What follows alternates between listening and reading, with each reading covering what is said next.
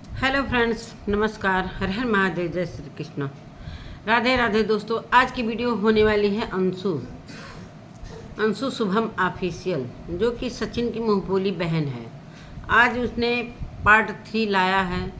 दोस्तों, उसकी दर्द भरी कहानी सुनकर सच में रोना ही आ जाता है। मतलब उतनी छोटी उम्र में उसने इतना कुछ झेला है। क्या कुछ झेला है सच में। बहुत उसके ज़िंदगी के पीछे का जो आज के समय चल रहा है, उसके पीछे की ज़िंदगी उसकी क्या थी, उसने सारा कहानी बताया और काफ़ी रो भी रही थी। और सच में रोए क्यों नहीं।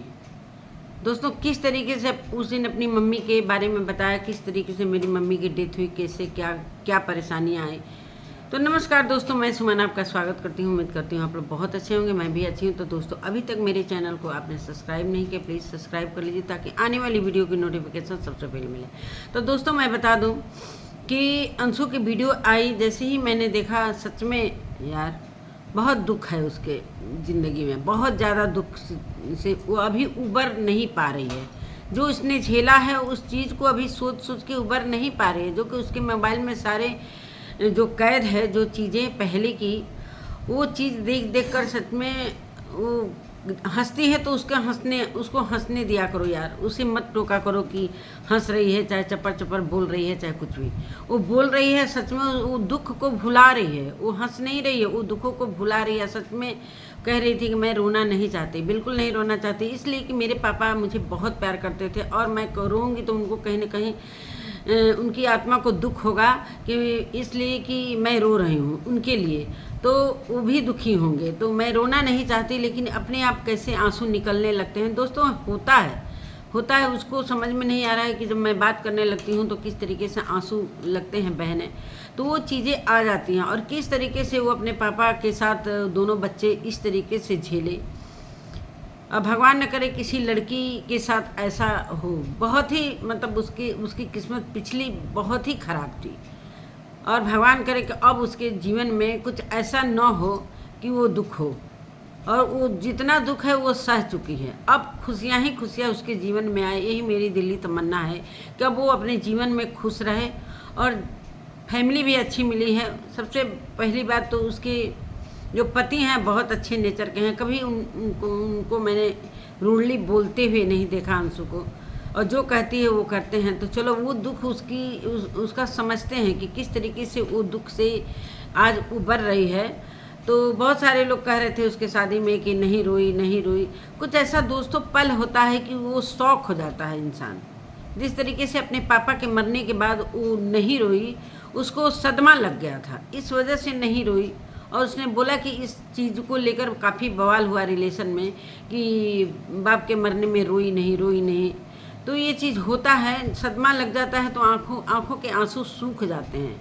होता है बहुत सारे मतलब रो लेता है आदमी तो, बल्कि वो दुख निकल जाता है, वो दर्द निकल जाता है, कहीं ना कहीं आंसू के साथ वो चीज़ें निकल जाती हैं। और जो रोता नहीं है वो कहीं ना कहीं एक बीमारी का शिकार भी हो जाता है। मेंटली मतलब इतनी तनाव हो जाता है कि उस चीज़ को झेलना बड़ा मुश्किल होता है। अंशु के साथ वही होता है। कहती कि मुझे भी इसी तरीके से तनाव होता है और पापा जैसा मेरे को भी होने लगता है। तो यही सारी बातें हैं दोस्तों। और उसके पापा को फालिज मार दिया था, मतलब पैरालिसिस के शिकार हो गए थे। और किस तरीके से वो जब लोन लिए थे दोस्तों, कहते हैं ना कि कोई भी कर्ज बिना सोचे समझे नहीं लेना चाहिए। वो कर्ज के वजह से ज़्यादा मेंटली टेंशन में रहते थे, और इस मेंटली टेंशन से उनके दिमाग में ये चीज़ें भरती रह गई, और वो कहीं ना कहीं ब्रेन हेमरेज के शिकार भी हो गए। जब सोचता है ज़्यादा आदमी ना, तो ब्रेन में वो चीज़ें बर्दाश्त नहीं होती है और कहीं ना कहीं नस फट जाता है। तो वही चीज़ उनके साथ हुआ। वही दिमाग में जो भी सोचते थे, इस दिमाग से सारी शरीर की जो भी नसें हैं जुड़ी हुई हैं। सभी को पता है कि मस्तिष्क से सभी चीज़, और मस्तिष्क अगर काम नहीं करेगा तो पूरा शरीर काम नहीं करने लगेगा। ये मतलब हम लोग इस चीज़ को हम जानते हैं। मेरे पिताजी को भी यही हुआ था, जो कि उनको मस्तिष्क मतलब हो गया था ऐसा तो वो उनको होश नहीं था कि हम क्या कर रहे हैं क्या नहीं कर रहे हैं। वो भी 1 साल तक झेले थे। वो जब बता रही थी तो वो चीज़ें मुझे भी याद आ रही थी अपने पिता की। लेकिन मेरी शादी हो चुकी थी तो मैं ज़्यादा मायके में नहीं रही थी। मेरी मम्मी थी और मेरी भाभी और भाई थे, तो वही सारे लोग देखते थे। कभी कभी हम लोग जाते थे, देखते थे। तो वही चीज़ हुआ था। ब्रेन हेमरेज होते होते, जब या तो ब्रेन हेमरेज हो जाता है तो नस फट जाती है, लेकिन ब्रेन हेमरेज होते होते जो चीज़ बच जाता है तो वो दिमाग पागल हो जाता है, उसका ब्रेन काम नहीं करता है और इस तरीके की हरकतें करने लगता है। उसको होश नहीं रहता है कि कब यूरिन हो जा रहा है, कब पोटी हो जा रहा है, मतलब सारा कुछ बेहोशी हालत में होता है। मतलब एक कोमा कहते हैं ना, कोमा टाइप का हो जाता है। तो यही चीज़ अंशु के पापा के साथ हुआ। और जो इंसान कुछ सोचता है, ज़्यादा मस्तिष्क पर ज़्यादा जोर दे देता है, तो वो चीज़ें ऐसी हो जाती हैं। तो वही सारी बात है, कैसे कैसे उसके रिश्तेदारों ने कब कब धोखा दिया, वो सारा कुछ बात कही। और जैसा कि वो दोनों बच्चे बाहर थे पैसे कमाने के चक्कर में, इसलिए कि लोन ज़्यादा हो गया था और कहीं ना कहीं लोन के वजह से ही उनके पापा मेनली डिस्टर्ब रहते थे। और दोनों बच्चे चले गए बाहर कमाने के लिए। भाई कोई तो जरिया चाहिए खाने पीने का, तो वो बच्चे बाहर चले गए, दिल्ली में रहते थे, अपना कॉल सेंटर में काम करती थी, अंशु ने बताया ही था। फिर जैसे ही ये अपने बहन के पास शायद रहते थे, जैसे ही तबीयत खराब हुआ अंशु को आना पड़ा और अपने पापा के साथ रहना पड़ा। और कुछ दिन ऐसा हुआ कि मतलब इतने वजन थे उनके, मतलब 100 किलो बता रही थी कि 100 किलो के करीब उनका वजन था, जो इससे संभाल नहीं पा रही थी। तो इस वजह से ये कुछ दिन तक अपनी बुआ के घर चली गई थी। वहाँ पर 1 महीना शायद रही थी।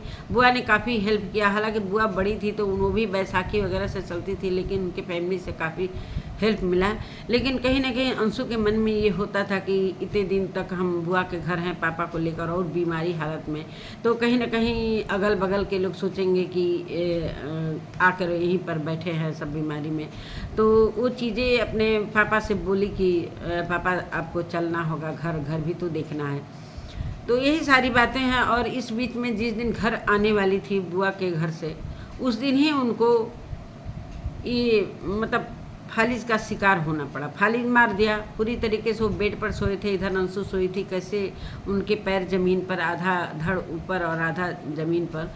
तो वो चीज़ें अंशु ने देखा है करीब से, उसके अंदर दर्द है।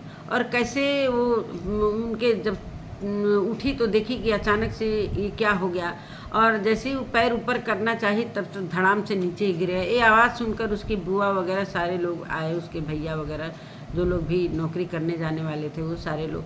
फिर हॉस्पिटल ले गए लोग। फूफा घर से भी बुआ ने खबर कर दिया कि ये अब बचने वाले नहीं हैं, आप लोग आकर इनसे मिल लो। सारे लोग मिलने आए, 2-3 लोग, लेकिन जब देखे कि ये तो मरने वाले हैं, तो किस तरीके से एक एक करके घर, पैसा भी नहीं था उस समय अंशु के पास। पैसे लेने गए कि भाई घर से पैसा लेकर आऊँगा इलाज कराने के लिए, डॉक्टर के पास जाने के लिए। तो घर से निकल गए लोग गाड़ी से, लेकिन धीरे धीरे करके वो पैसा लेने गया, वहीं पर रह गया उसका भाई, जो चाचा का कि बड़े पापा का लड़का था। और जो एक भाई और था वो कह रहा था कि मैं रहूँगा, मैं चाचा के साथ रहूँगा, तुम्हारे साथ रहूँगा, इनके मतलब हॉस्पिटल तक चलूँगा, कैसे क्या होता है। तो इसको बहुत हिम्मत मिल रही थी कि चलो भाई अपना कोई है तो हिम्मत मिल रहा है। फिर अकेले लड़की कैसे क्या कर सकती थी, फूफा जी भी बूढ़े थे। तो जैसे ही थोड़ी देर तक चलते हैं लोग, फ़ोन आता है उसके बड़े पापा की बेटी का कि तुम कहाँ हो और तुम जल्दी से गाड़ी से नीचे उतरो। वो कह रहा था नहीं मैं नहीं आऊँगा, इस हालात में छोड़कर चाचा को मैं नहीं आऊँगा। लेकिन इतना दबाव पड़ा कि उसको उतरना पड़ा। उसकी गलती नहीं थी, उसके ऊपर इतना दबाव पड़ा कि उसको उतरना पड़ा। और अंशु अब एकदम अकेली रह गई फूफा और ड्राइवर के साथ। वो हॉस्पिटल गई, हॉस्पिटल में जो डॉक्टर इनका इलाज करते थे उनको भी इसी बीमारी से वो भी ग्रसित थे। उनके बेटे ने कहा कि सीटी स्कैन कराना पड़ेगा। तो सीटी स्कैन कराने के लिए दोस्तों पैसा भी तो चाहिए, तो पैसा वगैरह का इंतज़ाम। फिर भाई से बोली, कोरोना टाइम था तो उस समय नौकरी छोड़कर आ भी नहीं सकता था कि फिर हम जाएंगे तो नौकरी नहीं मिलेगा और पैसे की ज़रूरत भी थी। तो यही सारी बातें हैं। फिर भाई को छोड़कर आना पड़ा, सिटी स्किन हुआ, जहाँ भी जाते लोग डॉक्टर बोल देते कि अब ये बचने वाले नहीं है, कोई मतलब नहीं है दवाई कराने का, तुम लोग ले जाकर सेवा करो। लेकिन भाई जब तक इंसान जिंदा रहता है तब तक तो जी नहीं मानता है, सोचता है कहाँ से कौन सा दवा करा लेंगे, थोड़ा सा इनको मतलब आराम मिले, बोलने लगे, चलने लगे। लेकिन पूरी तरीके से उनका मुंह घूम गया था, फालिज मार दिया था, पूरी तरीके से वो अपंग हो गए थे। मतलब कहने का मतलब कि एकदम सुन्न। अब कैसे वो उनको रहना था, कैसे क्या, अब अंशु परेशान। भाई आया तो थोड़ा सा उसको राहत मिला।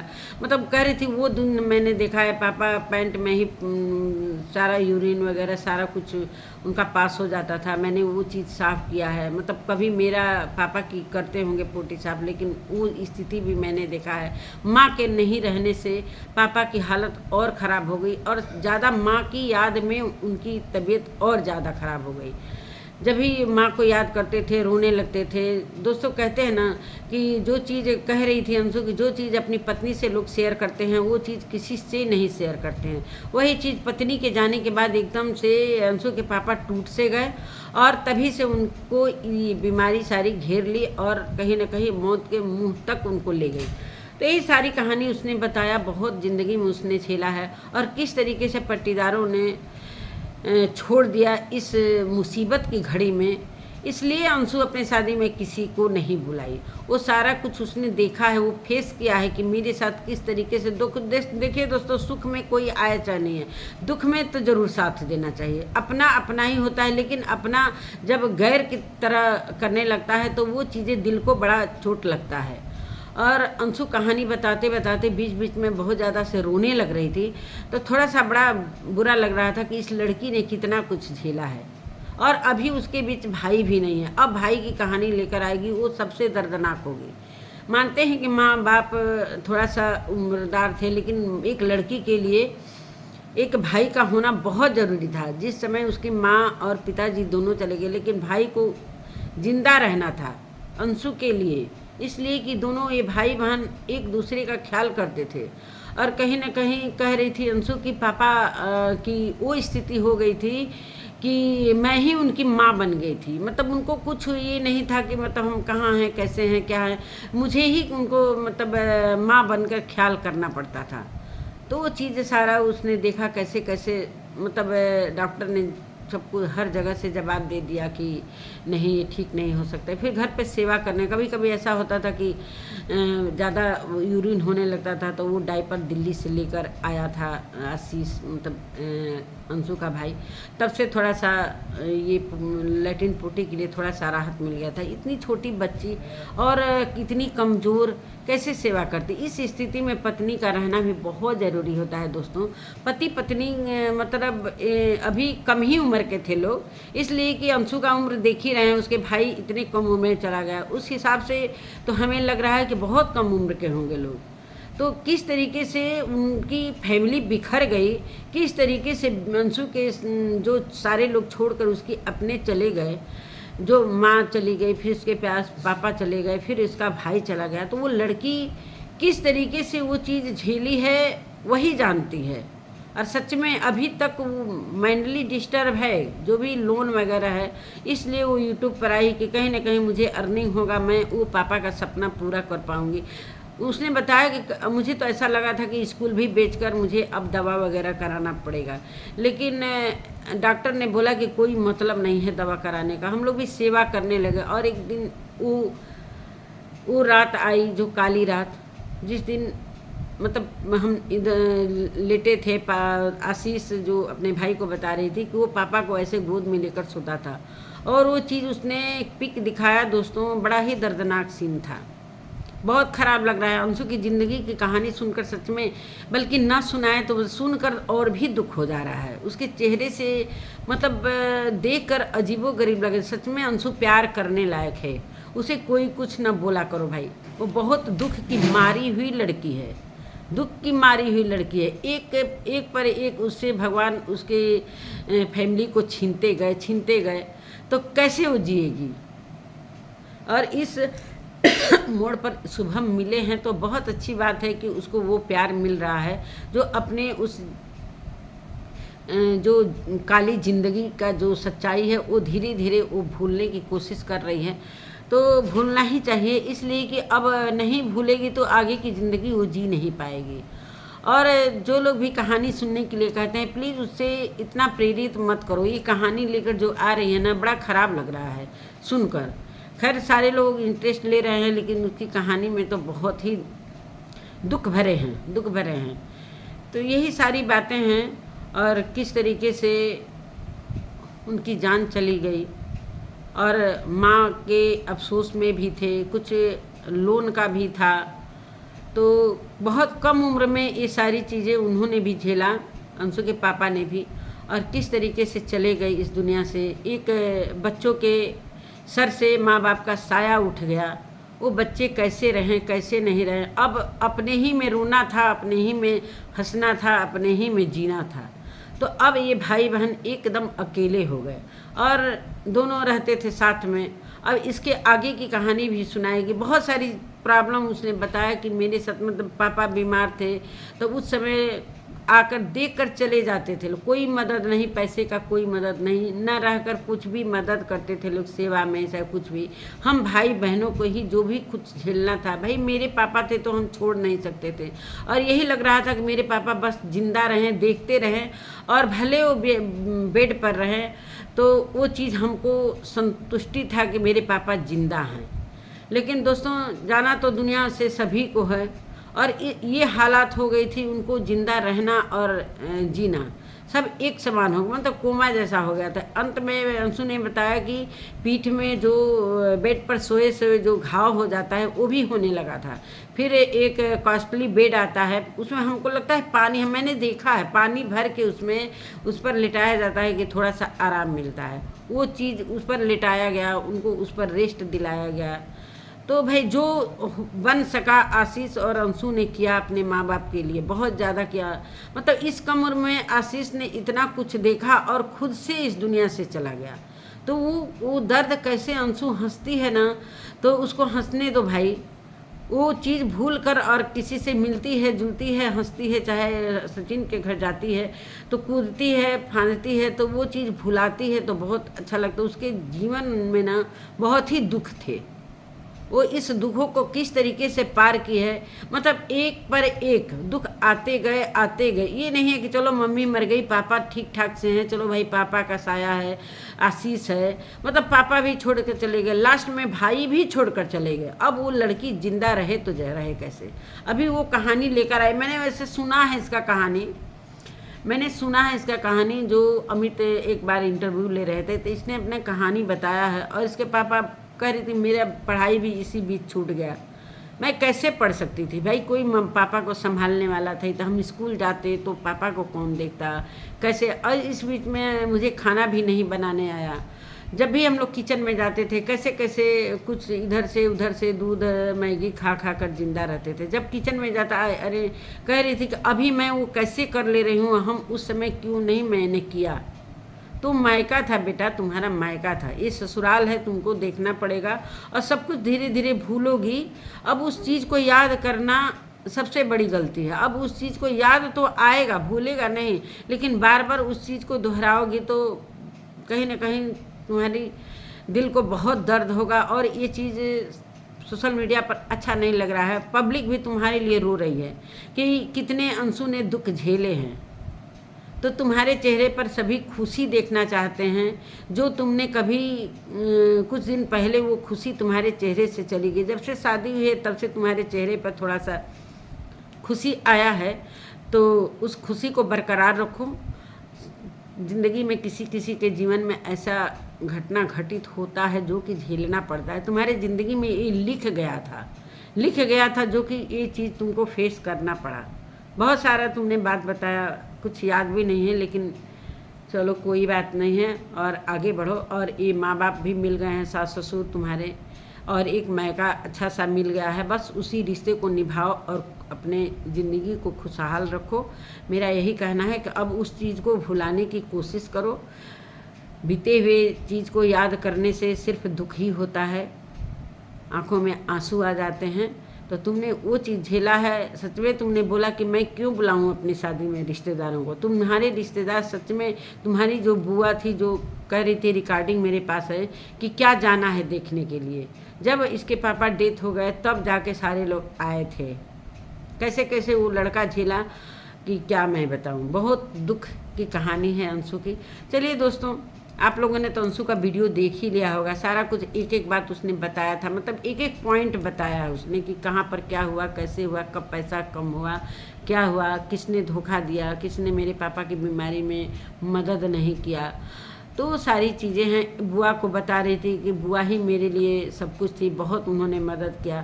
तो दोस्तों, याद करता है ना जो दुख में काम आता है, तो उसकी यादें तो आती हैं कि ये है कि मेरी बुआ ने बहुत किया था और मम्मी के टाइम में मौसी ने किया था। तो आज सभी के रिश्ते ख़त्म हो गए हैं अंशु से। क्या प्रॉब्लम है क्या नहीं है भाई, इस दुखियारी लड़की को तो और इन लोगों को जो पट्टीदार लोग हैं और इनसे रिश्ता बनाना चाहिए कि चलो भाई इस लड़की पर इतने दुख आए हैं, ये अकेली हो गई है। उन लोगों को तो इसके साथ खड़े रहना चाहिए, लेकिन इस हालात में इसको छोड़ दिया इन लोगों ने। क्यों, क्या बात है, नहीं छोड़ना चाहिए। अब अंशु आगे की कहानी लेकर आएगी पार्ट 3, नहीं पार्ट 3 तो हो गया, पार्ट 4 लेकर आएगी। अब उसमें मुझे लगता है आशीष के बारे में बताएगी कि आशीष की का कैसे कैसे क्या हुआ। वैसे आशीष के बारे में मैंने सुना है, लेकिन उसके मुंह से थोड़ा सा क्लियर, वो थोड़ा सा टाइम में संक्षेप में उसने बताया है और अब बता रही है पूरा डिटेल में। तो मतलब कैसे कैसे उसके साथ क्या क्या हुआ है। तो यही सारी बातें हैं दोस्तों। अब मैं अपने वीडियो का एंड यहीं पकड़ती हूँ, ज़्यादा बोल नहीं पाती हूँ किसी का दुख सुनकर देख कर। तो मिलते हैं एक नए वीडियो के साथ, तब तक के लिए।